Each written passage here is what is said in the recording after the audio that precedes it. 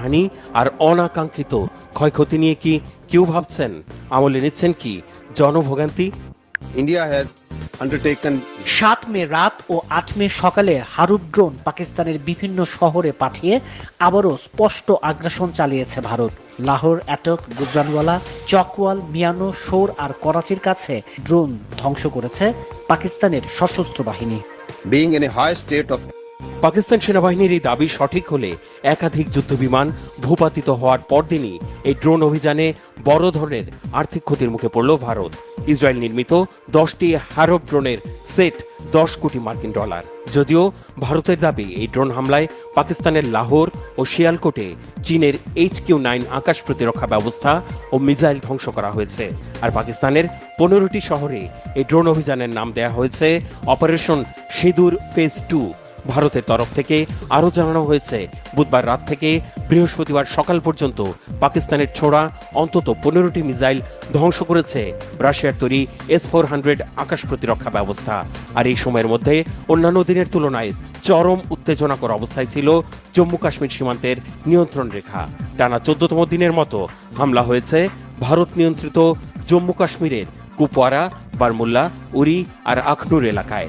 ভারতের দাবি, পাকিস্তান সীমান্ত থেকে হালকা অস্ত্র দিয়ে গুলি করার পাশাপাশি ছোড়া হয়েছে কামানের গোলা। এতে সেনা ও বেসামরিক মানুষ নিহতের তথ্য স্বীকার করেছে ভারত। আহতদের ভর্তি করা হয়েছে হাসপাতালে। বৃহস্পতিবার সর্বদলীয় বৈঠক করেছেন ভারতের প্রধানমন্ত্রী নরেন্দ্র মোদী। ওই বৈঠকে প্রতিরক্ষামন্ত্রী রাজনাথ সিং জানিয়েছেন, মঙ্গলবার দিবাগত রাতে পাকিস্তানের আজাদ কাশ্মীর ও পাঞ্জাবে চালানো অপারেশন সিঁদুরের প্রথম পর্বে 100-রও বেশি সন্ত্রাসীকে খতম করা হয়েছে। পাকিস্তানের সম্ভাব্য হামলা প্রতিরোধে প্রস্তুতি আর পদক্ষেপ নিয়ে আলোচনা হয় ওই বৈঠকে।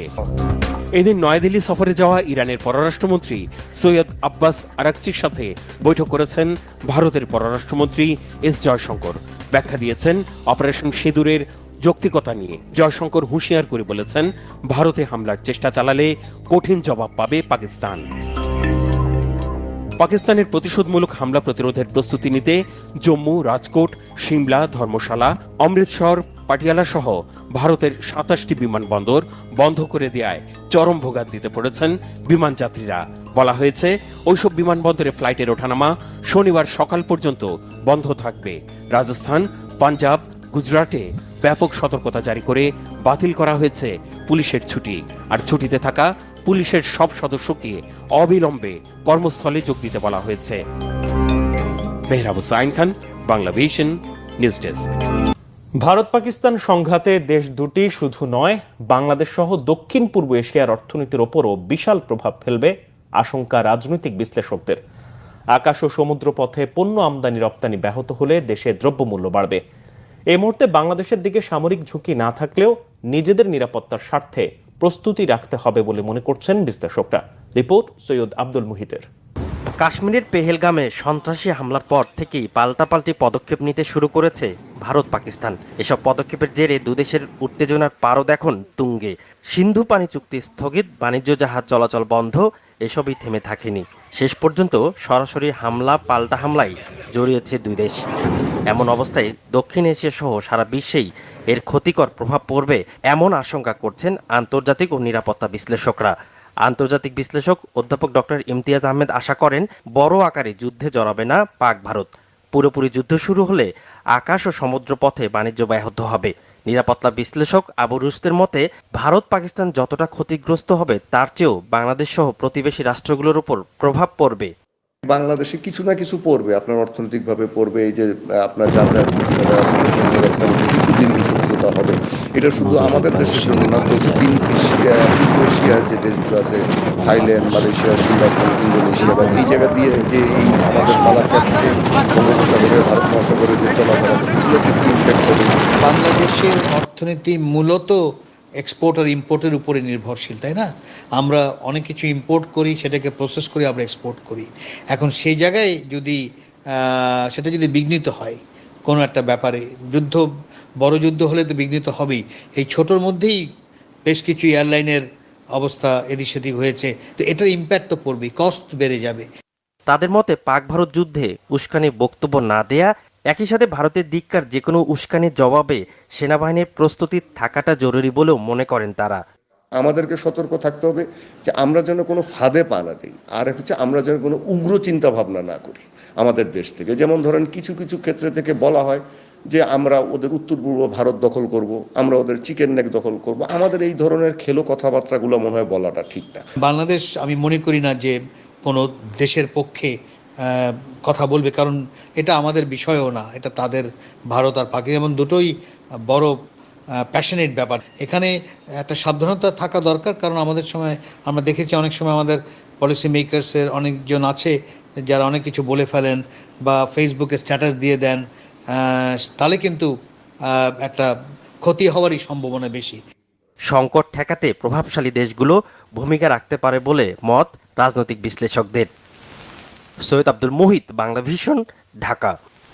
হত্যা মামলা মাথায় নিয়ে সাবেক রাষ্ট্রপতি আব্দুল হামিদের ঢাকা ত্যাগে নানা সমালোচনা শুরু হয়েছে।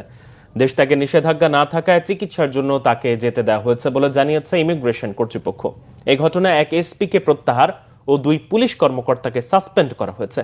এদিকে আব্দুল হামিদকে দেশ ত্যাগ করতে দেয়াটা সরকারের চরম ব্যর্থতা, এমন অভিযোগ এনসিপির উত্তরাঞ্চলের মুখ্য সংগঠক সার্জিস আলমের। 48 ঘন্টার মধ্যে স্বরাষ্ট্র উপদেষ্টার পদত্যাগের দাবি জানিয়েছে যুব অধিকার পরিষদ। রিপোর্ট করছেন SM ফয়েজ। গেলে আগস্ট ছাত্র জনতার তীব্র আন্দোলনের মুখে দেশ থেকে পালিয়ে যান শেখ হাসিনা। পতন হয় আওয়ামী লীগ সরকারের। এরপর দলটির অনেক নেতাকর্মীকে গ্রেপ্তার করা হয়। দেশ ছাড়ে সাবেক মন্ত্রী এমপিদের অনেকে। বুধবার দিবাগত রাত 3টার দিকে ছেলে শ্যালক সহ ঢাকা ছাড়েন সাবেক রাষ্ট্রপতি আব্দুল হামিদ। হত্যা মামলার আসামি হয়েও কিভাবে তিনি দেশ ছাড়লেন তা নিয়ে নানা প্রশ্ন, সমালোচনা শুরু হয়েছে। প্রশ্ন উঠেছে অন্তর্বর্তী সরকারের ভূমিকা নিয়েও। দায়িত্বে অবহেলার অভিযোগ তুলে 48 ঘন্টার মধ্যে স্বরাষ্ট্র উপদেষ্টা জাহাঙ্গীর আলমের পদত্যাগের দাবি জানিয়েছেন যুব অধিকার পরিষদ। এই যে আমাদের অন্তর্বর্তীকালীন সরকারের স্বরাষ্ট্র উপদেষ্টা, সে কি জানতো না গতকাল ডামি রাষ্ট্রপতি হত্যা মামলার আসামি আব্দুল হামিদ দেশ ছেড়ে পালিয়েছে এবং এর দায় সম্পূর্ণ এই স্বরাষ্ট্র উপদেষ্টার। সুতরাং আগামী 48 ঘন্টার মধ্যে এই স্বরাষ্ট্র উপদেষ্টার পদত্যাগ করতে হবে। সাবেক রাষ্ট্রপতি আব্দুল হামিদকে দেশ ত্যাগ করতে দেয়াটা সরকারের ব্যর্থতা বলেছে জাতীয় নাগরিক কমিটির উত্তরাঞ্চলের মুখ্য সংগঠক সার্জিস আলম। তিনি পালিয়েছেন না, তাকে পালাতে দেয়া হয়েছে। 9 মাস পরে উনি কিভাবে দেশ ছেড়ে যায়? আওয়ামী লীগের যে কয়েকজন সুবিধাভোগী বাংলাদেশে ছিল তার মধ্যে অন্যতম তিনি। ক্ষমতার অপব্যবহার করে তিনি কত কিছু করেছেন তার প্রমাণ অনেক জায়গা আছে। সেই মানুষ এই দেশ ছেড়ে পালিয়ে যায় 9 মাস পরে। এটা এই অন্তর্বর্তীকালীন সরকারের সবচেয়ে বড় ব্যর্থতা এবং এর জন্য আমি মনে করি যে প্রফেসর ডক্টর মোহাম্মদ ইউনূস স্যারের সরাসরি জবাবদিহি করা উচিত। ডক্টর আসিফ নজরুলের সরাসরি জবাবদিহি করা উচিত যে কিভাবে 9 মাস পরে আব্দুল হামিদ দেশ ছেড়ে পালিয়ে যায়। এই ঘটনায় জড়িতদের শাস্তির আওতায় না আনতে পারলে পদত্যাগ করবেন এমন ঘোষণা দিয়েছেন স্বরাষ্ট্র উপদেষ্টা জাহাঙ্গীর আলম চৌধুরী।